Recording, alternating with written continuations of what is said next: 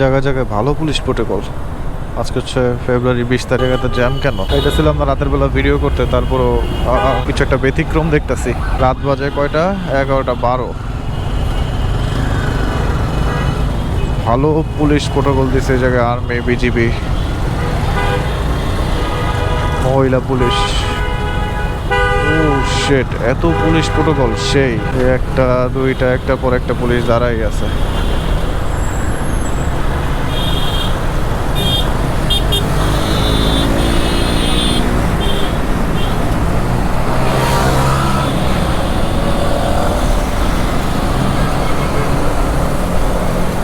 তারা মনে হয় দূর থেকে আসছে। সেই সব R15। সেই আজকে হচ্ছে 20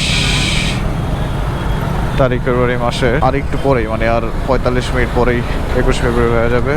আই হোপ এখানে প্রধানমন্ত্রী আসতে পারে অথবা ভালো ভালো লোকজন আসতে পারে।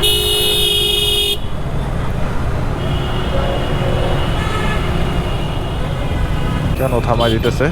ওরে ভাই, এই যে এখানে ফুলের আসর বসায় রাখছে সবাই।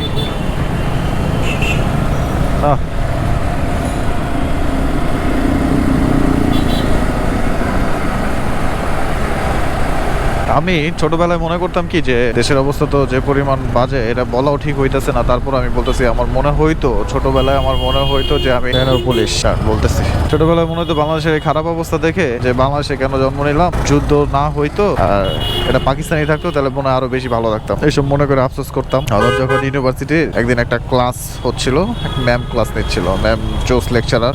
সে আইসা এই ব্যাপারে বলা শুরু করলো। সে প্রথমে আমাকে বললো যে বঙ্গবন্ধু না থাকলে আমরা এত সুন্দর দেশ পাইতাম না। তখন আমি তারে কোশ্চেন করছিলাম যে আমার তো মনে হয় ম্যাম, এটা আমাদের দেশটা ইন্ডিয়া হইলে ভালো হইতো, আমরা আরো দামি দামি বাইক চালাইতে পারতাম, আরো ভালো ভালো রাস্তা হইতো, আমাদের পপুলেশন অনেক বেশি থাকতো, এর ফলে আমাদের বিজনেসও খুব ভালো করতে পারতাম। এসব বললাম ম্যামকে। ম্যাম বললো যে আচ্ছা, তোমার কোশ্চেনের অ্যান্সার দিতেছে। সে কিন্তু রাগ করলো না, সে অবাক হইলো না, হাসলো না আমার কথায়। দেন আমাকে সে বললো,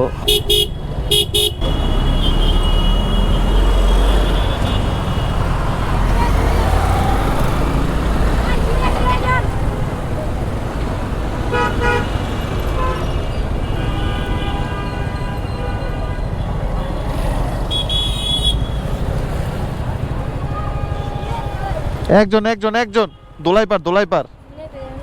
তুমি দোলাই পার নেমে যাও গা। তখন ম্যাম লেকচারে আমাকে বলা শুরু করলো যে যখন পশ্চিম পাকিস্তান আর পূর্ব পাকিস্তানের মধ্যে পার্থক্য আমাকে প্রথমে ধরে ধরলো যে পশ্চিম পাকিস্তান অনেক উন্নত ছিল আমাদের বাংলাদেশ মানে পূর্ব পাকিস্তান থেকে। কেন? কারণ হচ্ছে ওরা বাংলাদেশের মানুষদের থেকে নীল চাষ করাইতো, পাট চাষ করাইতো, এসব চাষ টাস করাইয়া পশ্চিম পাকিস্তানে যায় বিক্রি করতো, এবং পশ্চিম পাকিস্তানকে উন্নত করার পরিকল্পনা নিয়ে তারা আগে বাড়তেছিল আমাদের খাটায়, আমাদের মানসিক শ্রম দিয়া, মানে মানুষের যে শ্রম দিয়া তারা ওগুলা কইরা কইরা নিয়ে বাংলাদেশের জমিকে ইউজ কইরা তারা তাদের পশ্চিম পাকিস্তানকে উন্নত করার ট্রাই করতেছিল। দেন না ভাই, দাগ লাগায় দেন না।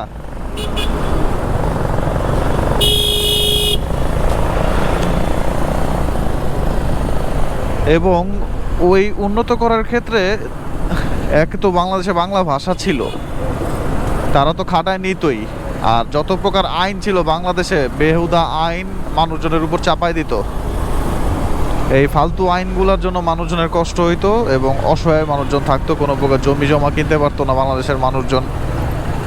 জমি জমা কিনলেও তাদের পক্ষ হয়ে কথা বলতে হইতো, আদারওয়াইজ তুমি দেশের কোনো কিছুই করতে পারবা না, কোনো প্রকার উন্নতি হইতাছিল না। মানুষজন শুধু খাটতোই খাটতো। আর এই দেশের টাকা পয়সা নিয়ে পশ্চিম পাকিস্তানে নিয়ে পশ্চিম পাকিস্তানকে উন্নত করা শুরু করলো। পশ্চিম পাকিস্তানকে তারা এতটাই উন্নত করলো যে এটা মানুষজনের চোখে বাজা শুরু করলো যে আমরা এত কষ্ট করি, এই নিয়ে মানুষজনের মন টন খারাপ। এর মধ্যে হঠাৎ পাকিস্তান প্রস্তাবনা রাখলো বাংলাদেশের পক্ষে, আল্লাহ, বাংলাদেশের পক্ষে যে বাংলাদেশের ভাষাও মানুষজন উর্দু করে ফেলাইতে হবে, আদারওয়াইজ এই দেশের মানে যে শোষণ ক্ষমতাটা বাইরে যাবে। পুলিশজন দিয়া, পুলিশ টুলিশ দিয়া বাংলাদেশের মানুষজনকে আরো অত্যাচার করা শুরু করলো। এই সব কিছু, ওরে বাবা, এই সব কিছু নিয়ে তখন 1952 সালে বঙ্গবন্ধু শেখ মুজিবুর রুইখা দাঁড়াইলো এবং সে জেলে থাকা অবস্থায় সালাম, বরকত, আরো অনেক স্টুডেন্ট শহীদ হইল। দেন আমি ম্যামের কথা বুঝতে পারলাম যে আমি যতই ভাবি এই দেশটা অন্য দেশের হইলে, মানে ইন্ডিয়ার হইলে, এই পাকিস্তানের হইলে অনেক ভালো থাকতো, কিন্তু না রে বস, বঙ্গবন্ধুর জন্মের কারণেই আমরা আমাদের বাংলাদেশকে পাইছি। আর এই বাংলাদেশে পাওয়ার কারণে এই যে স্বাধীনভাবে বাইক নিয়ে ভিডিও করতে পারতাছি আর আপনাদের কাছে আপলোড দিতে পারতাছি। সো এইসব আমার মতো চিন্তাভাবনা যারা করছেন বা করেন বা করেনও নাই, নতুন একজন চিন্তাভাবনার মানুষকে চিনতে পারলেন যে এরকম চিন্তাভাবনাও মানুষজন করে, করতো। ওকে, ধন্যবাদ। আসসালামু আলাইকুম। যেহেতু মাতৃভাষা দিবস, এই নিয়ে একটু কথা বলে ফেললাম। ভুল ভাল বললে মাফ করে দিয়েন, শুধরাই দিয়েন। আল্লাহ হাফেজ। আসসালামু আলাইকুম।